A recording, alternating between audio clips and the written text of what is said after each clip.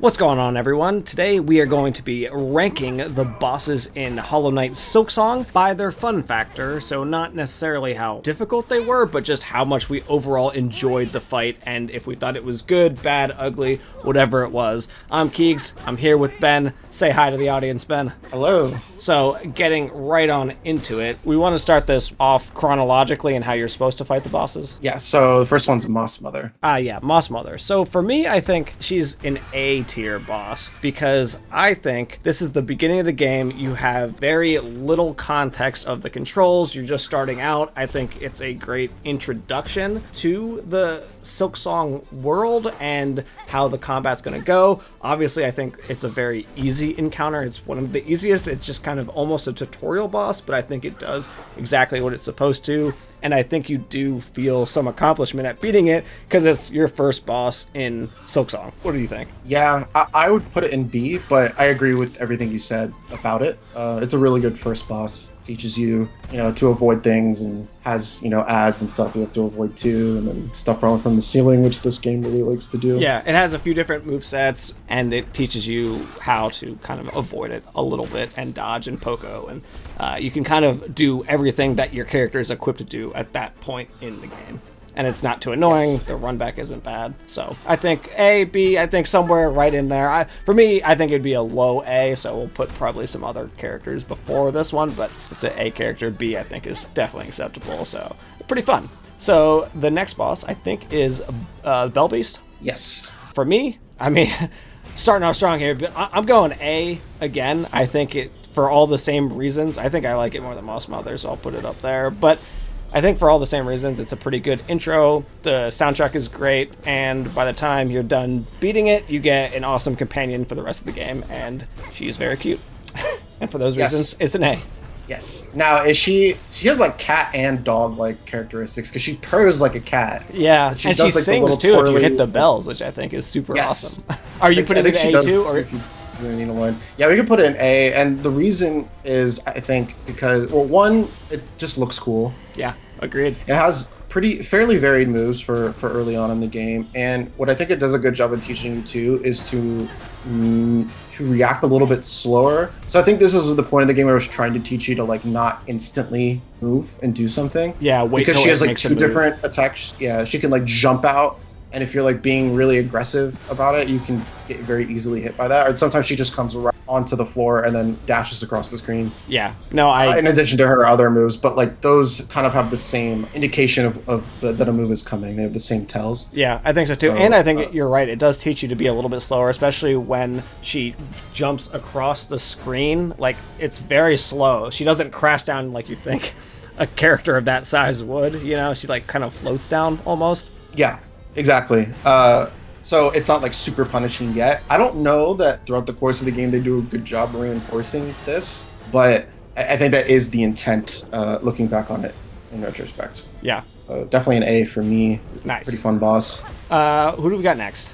Lace is technically the next boss. Might not be the next boss you fight in your run, but it is the third boss. Wow, that's crazy. Again, starting off real strong for me because I'm going S. This is one of my favorite fights in the game. I think it's a great introduction, great soundtrack. Her moves are very well telegraphed, I think. It teaches you to respond. It's one of those great 1v1 fights, and it feels like that. There's not like a bunch of bullshit ads being thrown at you from left and right, and I just think overall, it's really good. It has a lot of story and lore implications, obviously, and I think overall, she's just an amazing fight, especially as one of the first like challenging-esque fights in the game, I would say. Yeah, I think this fight's great. Not going to be an S tier for me because I think that there are better ones, but I do think that this was a really good fight, and it wasn't frustrating. I felt like her moves were pretty fair. I felt like I could always tell what was going to happen, and they iterate on it as it goes on in interesting ways. But yeah, really good fight. Don't have as much to say about it because her subsequent versions. That's a fair point. Where are you putting first Lace? I'll put her in A tier and above the Bell Beast. She's better than Bell Beast. All right. Third boss. Is that Sister Splinter? No, fourth chorus. Oh, really? Interesting. Okay. Fourth chorus for me is going to be C. Honestly, I think it's D tier for me. I didn't think there was anything special about the fight. It's a gimmick fight, and it's just kind of teaching you to use the new ability that you got to go up and like hit the bombs. The moves are boring, and I don't know, just hitting the face over and over again didn't feel very satisfying to me. It wasn't very difficult. Overall, just like not enthused with it. Where are you going? So I'm of two minds about this. I think the spectacle of the fight is A tier. Yeah, the way it wakes visually, up he looks really really cool. The way it's set up is really badass. It's like kind of a surprise. You kind of tell that it's probably coming, but just kind of being locked into a room that you previously just ran through. For sure. Cool. Like his size, I actually wish there were more bosses that were big like this. Yeah, there's only like so a couple others in the game. So that aspect of it was pretty cool. I thought the moves that he did have, or that it did have, were fun to dodge, but it only had like shake the rock, the slam to get rid of and the swipe. And I feel like if it had like 2 more moves, it would have been better. But I think the reason it's like this is because you can fight it at so many different points, like earlier or later. I think I ended up fighting this boss pretty late into Act 1 for me. It took me a while to get like the sword. Because that can happen. You can. I think you can leave another way. And just avoid this. So I enjoyed it, I think, more than you did. I'd put it in B. Okay. Yeah. I'd put it in B above Moss Mother. Dang. But I get what you're saying, and I understand why you put it so low. Yeah. Who's next? Sister Splinter. Okay, Sister Splinter. I think personally, Sister Splinter is B tier for me because I think she's a pretty fun fight. But I think the run back was so annoying. It was like long. It wasn't very difficult, but it was just kind of long, and you had to get good with the poke wing, otherwise you're going to take damage on those stupid thorns like when you're bouncing up. I don't know. I just didn't like that very much, and it made it a little more frustrating when I had to come back. And then going into the boss fight, I don't think she was particularly hard, but the ads could get overwhelming so fast, and that's essentially where I died every run, was to the ads. I also didn't love that she could just fall on you when you stunned her, because you have to stand under her to hit her, basically. But then if you stun her, there's a good chance that you're going to get trapped underneath her, and then she just falls on you and does damage, which I didn't like. Feels like a gotcha moment. Yeah, really I know, and it felt like that like fairly often in the fight. I thought the atmosphere was pretty cool. I liked the thorns coming down that you had to break. I thought that added a little more pizzazz to the fight, more so than the ads did for me. And they could actually kill the ads, and same with the actual Sister Splinter. You could get her to kill them by like slamming on them, which I thought was pretty cool too. So overall, like, not my favorite fight, but not bad. A little annoying with the run back. But what about you? I would also give it a B. I'd put it above Fourth Course and Moss Mother. Okay.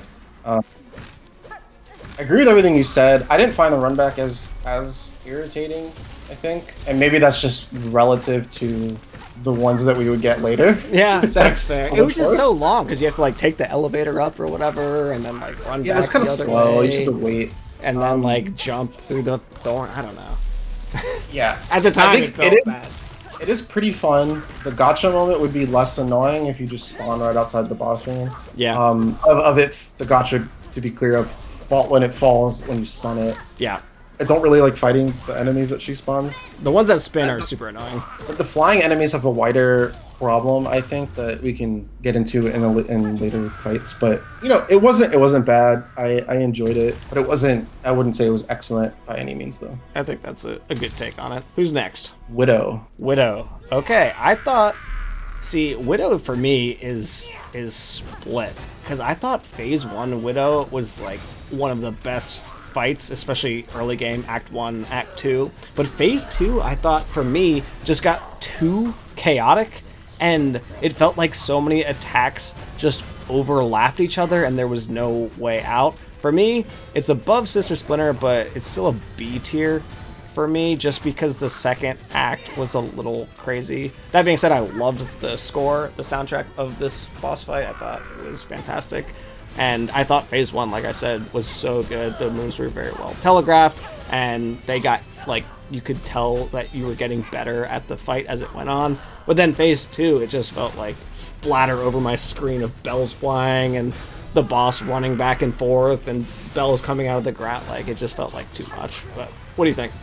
Yeah, it's hard to say because like the first time I was stuck on that fight for a while. Like Same. I'm talking 2 hours. Yeah, it when took me a I actually just beat her again last night because I've been replaying the game, partially in preparation for this and partially just because I want to play it again. I had a much better time. I think I beat it on the second or third try, and keep in mind it took me like 20 tries the first time. I didn't have to use the cheat strat of like standing in the corner either.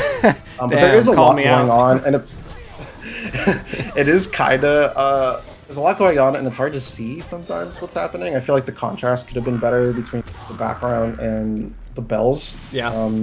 I know they have like the string that tells you the path, but I felt like it could have been even more clear than that. I feel like people who have like issues with color blindness or things like that would really struggle with this. I could see that. It's kind it's of a like very similar palette issue, of colors through the whole fight. Yeah, I don't think it's very friendly to people who might not have great vision. I mean, it's a hard game, but I think they're okay. What's happening? I don't know if that's a good challenge. Yeah. So, despite all that, I am gonna put it in A tier. Okay. Under Lace. Under Lace. All right. If you asked me the first time I played it, I would have put it in B, but the second time, and maybe that's not fair because it's like you judge it kind of. Because I'm much better at the game now than I was when I played. Yeah, there's a few where it bosses is in that the I wonder game. how it would be now if I played them again by where I played them originally. This is the first choke point, I think, because you have to beat this boss to continue. Yep.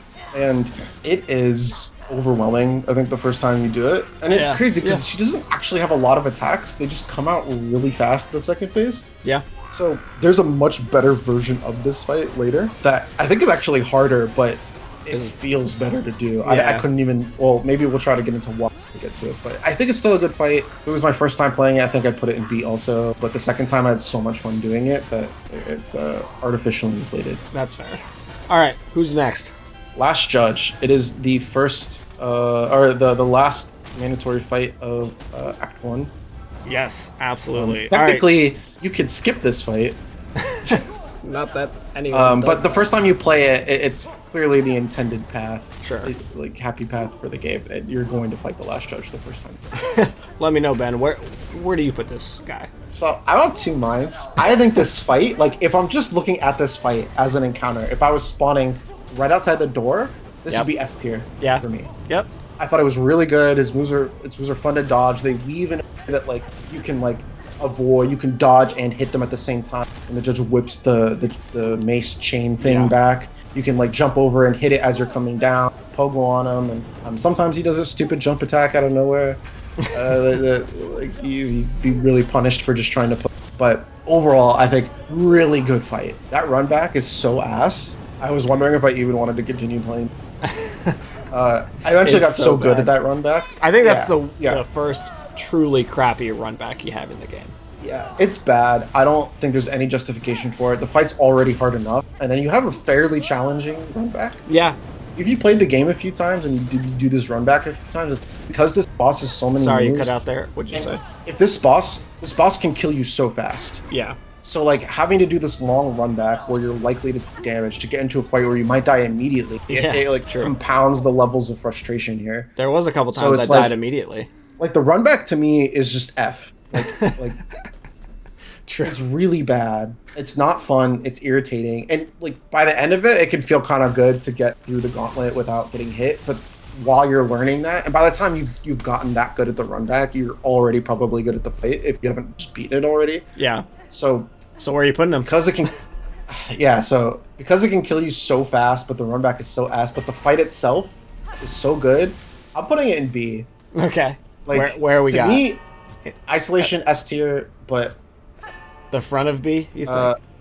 Yeah. And in a boss gauntlet scenario, it'd be one of the bosses you'd be excited to fight. But yeah, as with that run back, I don't think there's any good justification for this type of game design. It's annoying. Yeah.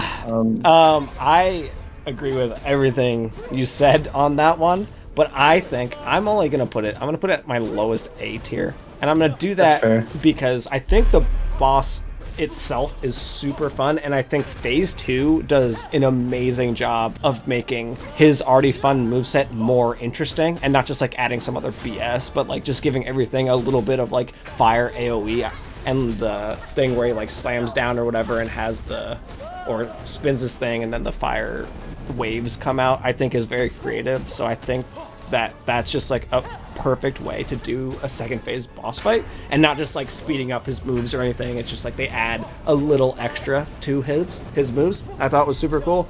And the fact that because I did this run so many times, I actually ended up getting super good at it, and it didn't take me that long eventually. So it didn't, at the beginning I was super frustrated, but the more I played, the more I got better at that run back, and the less it bothered me. Yeah, I think that's fair, but I think can definitely when I'm see trying knocking it down just for that reason alone. I definitely do not fault you for that. Yeah, what I'm trying to rank things, I'm also trying to think about like, okay, what is the experience of somebody who is playing this? Yeah. Especially if they're maybe like not amazing at game, irritating that would be. And how like it might get them to quit the game entirely. Yeah, like, so I mentioned this in our other video, but I want to mention it here. I died at the explosion when the boss dies at the end and had to do it again. So that would have enraged me. So for sure, if I had died to that, it would be a beat. Absolutely, no question. I am not somebody who rage quits games. Like, I get frustrated, I get irritated. I'm surprised you didn't just laugh like after all that.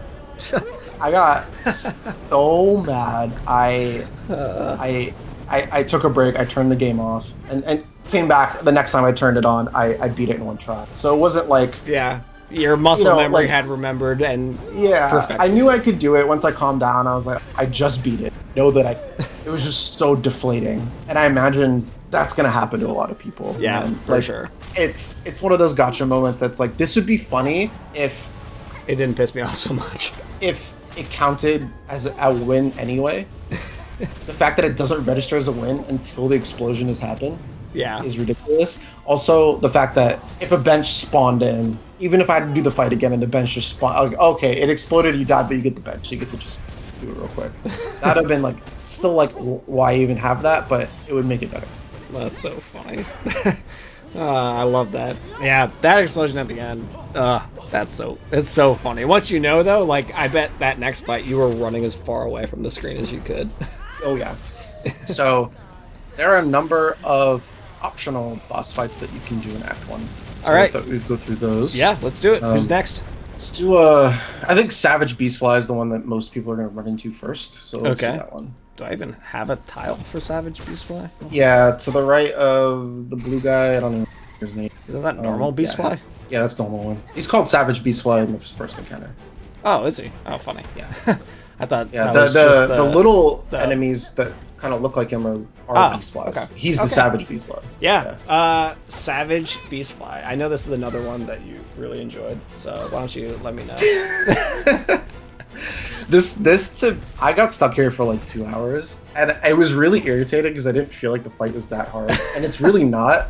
It's the fact that it caught a few things. One, you could be punished for mistakes that you made like 10 or 15 seconds prior, which is really obnoxious. So what I mean by that is you spawn in enemies semi-randomly, and they're not always the same enemy, and the movement patterns are not like very clear, telegraphed or telegraphed very well or predictable. So like he's one of those bosses that just kind of floats around the screen, and even like his dash screen are not always at the same height.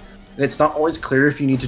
He will pick this height that it is not clear at a glance if you're supposed to jump under it or let it gloss over you. I struggle with that a lot, where it's like he would pass over and touch the tip of my horns, and like I wouldn't take damage. And I'm like, that could very easily have been something I was supposed to jump over. Yeah, and when it's that close and it feels arbitrary. So I don't think Hornet has a hitbox on her horns at all. But clearly, it's really annoying. This fight's really frustrating with the ads. It would have been a lot better if it didn't. And then this boss has the first instance where I think like the fact that it knows that contact damage does damage to you, so it will just try to run into you. Yeah, and it's like where it wasn't really an attack. It's just like so big and the arena's so small that you're like, there's nowhere for me to go, especially once there's ads on the screen where you're like, I literally have nowhere on the screen to go. Yeah, and a lot of times there is like a crevice you could sneak through between two enemies, but how big the objects are on the screen, it's not always clear if you could even fit. Yeah. So this fight really pissed me off. Also, the run back sucked, I thought. Yeah, the run back sucked. It wasn't like a really hard run back, but it was long. It took forever, like and you did have to dodge a few enemies, which I definitely got hit by once or twice, and then there was a bunch of things you had to pogo off, otherwise you could easily land in the thorns, which after a while you're gonna miss once and then just be like, are you kidding me? Yeah, because you're rushing trying to get back to the boss if you just try it again. Yeah, but especially when you're learning how to pogo early on in the game, that actually is fairly punishing. For sure. So I'm giving it a D. The run back is butt, and I think that the fight itself could have been good. For D. But it just didn't work. Yeah. I don't disagree with that. I also think that he sucks. Do I think he was a D? I'm going to put him C, just because I think... Do I put him D? No, I'll put him C. But God, those ads were horrible. And you know what? No, he's going D just because the crest you get after that sucks too. So it's yeah, it's not even. It doesn't even feel. It looks so sick. Yeah, I know. I really wish that this is kind of a tangent point, but I really wish that you could choose your pogo without being directly related to the crest, because there was like so many crests that I was like, that would be so much fun. Like, I would have loved the Beast Crest if I could just have the normal freaking pogo. But that pogo was horrendous. I was like, I can't use this just on that basis. Yeah, I felt the same way. And also, to preempt some criticism of this selection, I know that tools make this fight a lot easier. Tools make every fight, yeah. But I think the problem with that is twofold. Is one, shards are a resource that you have to farm. I think farming in single player games is kind of dog water. If you disagree, I think that's fine. No, but I agree. It's not a very enjoyable experience. Now, this boss is optional. You don't have to do this fight. But I just think as an experience, it's not very good.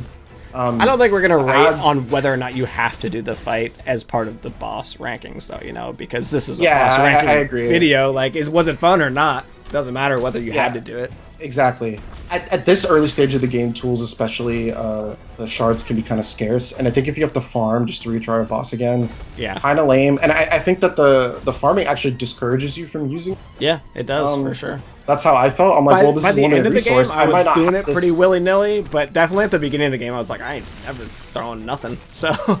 Yeah, I did it more as the game progressed. And you got more access to more shards more easily. You got like shard bundles and things that were like not that expensive that you could like...